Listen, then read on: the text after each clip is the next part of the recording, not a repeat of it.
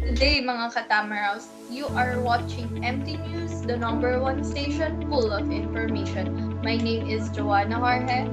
This is Katryn, Bigcas. I am Mikaela Macapagal. And we are here to discuss some of the issues that workers face today and the few techniques on how to resolve them. Sa panahon natin ngayon, regardless of the pandemic, madaming employees ang takot o walang ganang pumasok sa kanilang trabaho. Tama ka dyan, Jo. In fact, an international survey conducted by Ipsos shows that 85% of employees are unhappy with their office environment and are struggling to concentrate. Yes, what they said is indeed striking. Pero hindi sapat ang magkaroon ng nakaalaman dito. We should also look for ways to help them and promote change for the betterment of our society. Yes, tama ka dyan.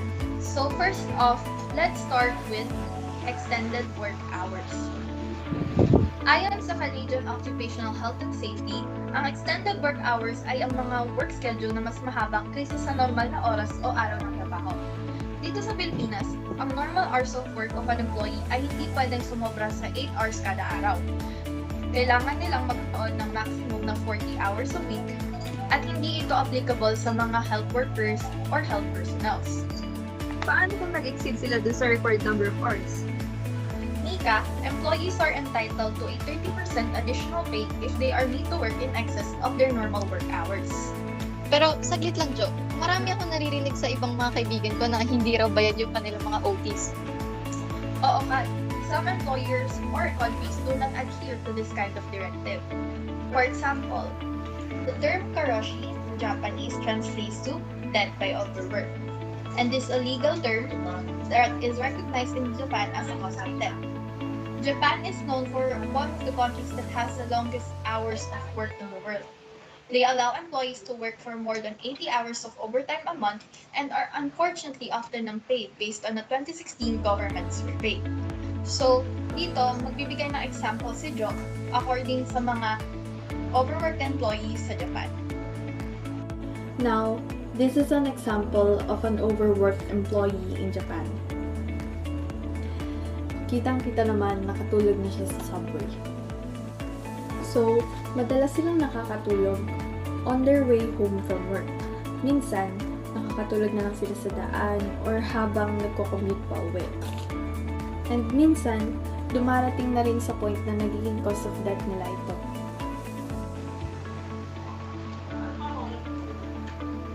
So, besides Japan, Hong Kong is also known for having problems with long hours of work. According to Cheng, a protester against this issue, employees are doing these only for the paycheck, and that drivers usually add another 2 to 3 hours to their 12-hour daily shift for the extra cash in their country. Moreover, this issue is also fitting in the present time as well. According to Melissa Bloom, a 53-year-old nurse in Michigan, employees are now asked to come and work even with symptoms of COVID-19. According to her, if they're keeping everybody home with the fever and the cough, eventually there will be no people left to work.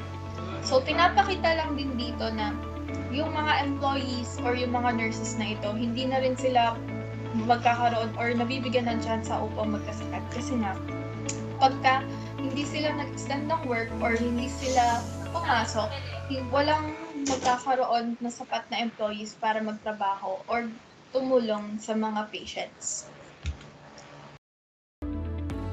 Moreover, epidemiological studies show that long working hours have negative effects on one's physical and mental health.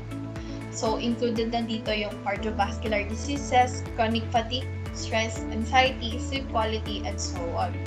So, that is why employers should find a fresh set of eyes, and by doing this, they could utilize newer people to look at the process on a regular basis to determine what or if anything can be improved. So, dito sa process ng finding a fresh set of eyes, mapapakita yung integration, distribution, and alteration. Integration meaning pag nag-integrate ka ng maraming tao or yun nga, new set of eyes sa inyong problema or situation, makakakuha ka ng distribution of ideas or solutions upang magkaroon ng alteration sa problema or solution dun sa problema. Alteration meaning mababago nyo yung sistema na hindi maganda. So, next would be Mika. So, moving on, let's discuss the endo contraction.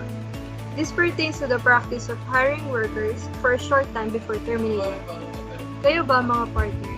May idea ba kayo tungkol dito? Ang alam ko, ginagawa nila ito para hindi makakuha ng benefits sa mga employees. Oo, yung mga 13-month pay and leaves para mabawasan ng kanilang business cost. Tama kayo dyan, Jo at Kat. Actually, malala ang datos natin tungkol dito. As of 2019, Marianin Muna, Representative Ferdinand Gaite, cited data from the International Labor Organization saying that there are as many as 7 to 10 million Filipino workers that are still contractions. Madalas ito mangyari sa mga sumusunod tulad ng construction workers, fast food workers, and sales clerks. Teka, legal ba to? Technically, oo, legal ito. The Labor Code of the Philippines, or PD 442, states that employers may accept people under probationary status not exceeding 6 months. Dapat tanggalin na yung labor code na yan eh. Oo nga eh. Apart from bringing disadvantage to the employees, pinapahina din ito ang labor movement at gumagawa pa ng mas malaking problema sa underemployment or unemployment dito sa ating bansa. With this being stated, employers should be considerate in giving thoughts about this by firstly breaking things down to a granular level. Evaluate whether they add more complications to this. If so, then the problems must be addressed along with the supporting evidence, such as are the count of people affected are more than those who benefit from this system? Is it still legal to do so? Then, start on what steps should be done, and if it's justifying enough, then implement it right away. As a summarization, if there is an evaluation of the complications and also evidence of support solutions presented, then an implementation of a new solution can be applied to the workplace issue. And lastly, one of the issues and the most prevalent, I believe, that the employees are experiencing today is violence or harassment. Ito yung mga hindi kaaya-ayang salita o gawa na nakakahiya o nakakasakit sa isang employee or group of employees. This is also most experienced by women. Isa kasi yung mga lalaki, tingin nila sa mga babae inferior or incapable ang mga babae to do things that men can do. Tama, kaya minsan they have this thinking na pwede nilang gawin kahit anong gusto nila sa mga babae. Correct kayo dyan, guys. We have here, for instance, an experience of a painter. She said that my harassment started as soon as I started working with men. I was working for a company and there was this one guy in particular who every time we met would ask me what color underwear I was wearing. And so, we have this Republic Act 7877 or the Anti-Sexual Harassment of 1995 to address this kind of situation and be declared as unlawful.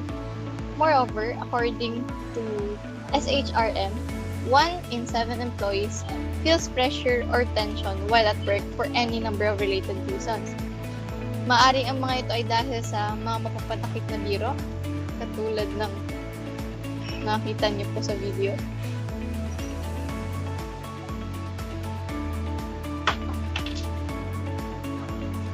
Nakawan or theft.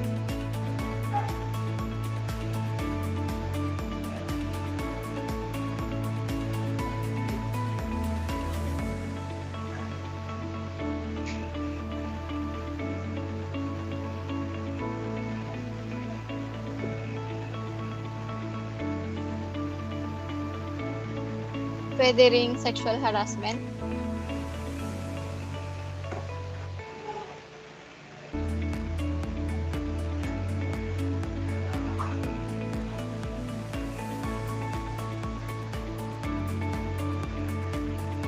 At marami pang iba. Even so, employers and colleagues are still often unwilling to take a stand or bring this into discussion. Yung ibang colleagues, natatakot sila na baka parusahan sila from it or madamay sila. And managers usually do not know as to how this kind of matter should be addressed. Pero isa sa mga maaaring gawin nila is to get all hands on deck or make everyone involved in a discussion. Both the employees and employers should collaborate with each other and share ideas or thoughts as to how the problem should be resolved. Sa paggawa nito, maaari ring ma-enhance ang kanilang collaborative skills, pati na rin ang kanilang mga pananaw or pag-intindi na pwedeng makatulong sa pagbuo ng mas matibay na samahan and most especially, masolusyonan yung ganitong klaseng problema. So, all in all, these problems in the workplace may seem hard to resolve, but with proper technique and brainstorming, it is possible for these to put to an end. Again, I am your broadcaster, Joanna Jorge. I am Katryn Bigcas, And I'm Mikaela Macapagal. and this has been MT News, your number one station full of information. Thank you and have a good day.